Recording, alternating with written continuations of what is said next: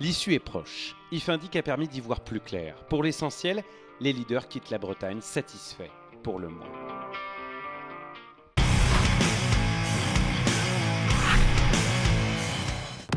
Les qualifications avaient donné le ton chez les juniors. Déchaîné la veille, Rick Elzinga, numéro 44, se met de nouveau en évidence avec le all-shot. À quelques mètres du néerlandais, le duel pour la deuxième place entre Tom Guyon, numéro 270, et Thibaut Bénistan, dossard 98, est mémorable.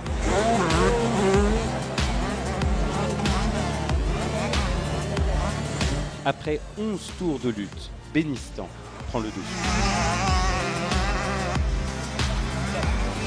Elzinga ravit la première manche devant Bénistan, son coéquipier Yamaha et Guyon.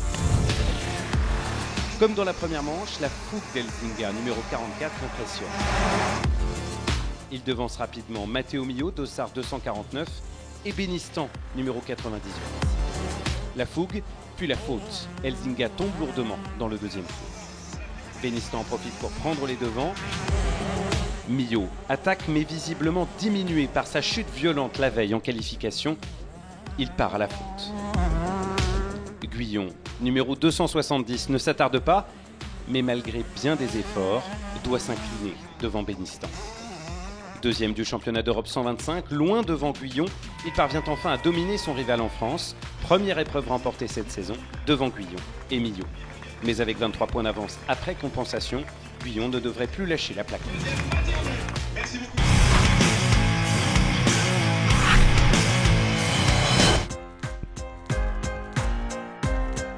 Bois-Ramé, Aubin, Rubini, 3 prétendants pour un seul sceptre. Le all shot revient pourtant à Brian Moreau-Strubart, dossard 285. Mais après 6 tours de haute volée, Mathis Bois-Ramé, numéro 172, prend les commandes. Arnaud Aubin, numéro 14, dépasse lui aussi Moreau-Strubart, puis résiste à Maxime Renaud, numéro 959. Pierre Goupillon, dossard 720, se jette alors sur un Renault éprouvé et lui dérobe la 3e place dans le 12e tour. Leader frustré jusqu'ici, Bois-Ramé arrache enfin sa première manche de la saison. Devant Aubin, Goupillon et l'infortuné Rubini, trahi par ses pneumatiques et triste dixième. La Bretagne célèbre son champion, vainqueur de la première manche. Bois-Ramé s'offre le all shot de la seconde. Mais dans le 7e tour, le week-end parfait tourne au vinaigre. En bas à gauche de l'image, Bois-Ramé cale et voit filer Moreau-Strubart, numéro 285, Renaud et Aubin. Sauf que dans la foulée, Aubin, numéro 14, et Dauphin en général, tombent lourdement. Distancé par Moreau-Strubart, Bois-Ramé, numéro 172, tente par tous les moyens de ravir la 2e place à Renaud, dossard 959, en vain. À 16 ans, Moreau-Strubart s'adjuge lui la première victoire de manche de sa carrière en MX2 devant Renaud et Bois-Ramé.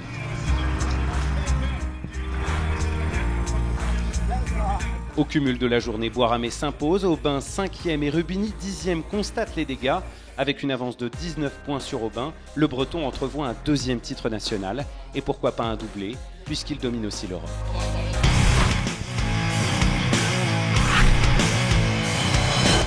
À un souffle du titre, Xavier Bogue est sous pression et doit en plus composer avec la présence de Jordi Tixier. Le champion du monde 2014 MX2 réalise le meilleur départ.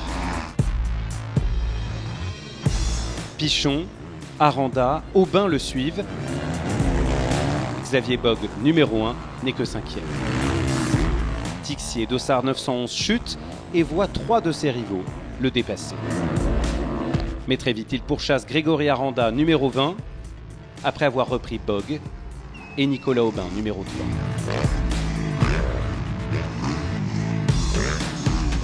Le champion de France 2016 s'incline dans le 7e tour, et voilà Tixier premier.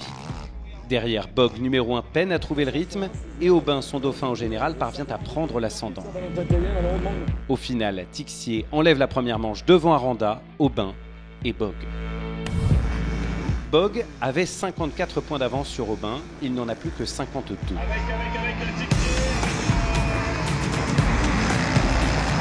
Le champion en titre doit tout d'abord éviter le malheureux Zachary Pichon dans le premier tour. Troisième derrière un Tixier intouchable et Aranda numéro 20, Bogue passe à l'offensive. Aubin est lui tombé et 7e. L'Alsacien finit par récupérer la deuxième place au détriment d'Aranda. Tixier l'emporte devant Bogue et Aranda. Aubin finit 6e avec 59 points d'avance. Le champion sortant ne peut plus être rattrapé et s'offre une 5e couronne nationale.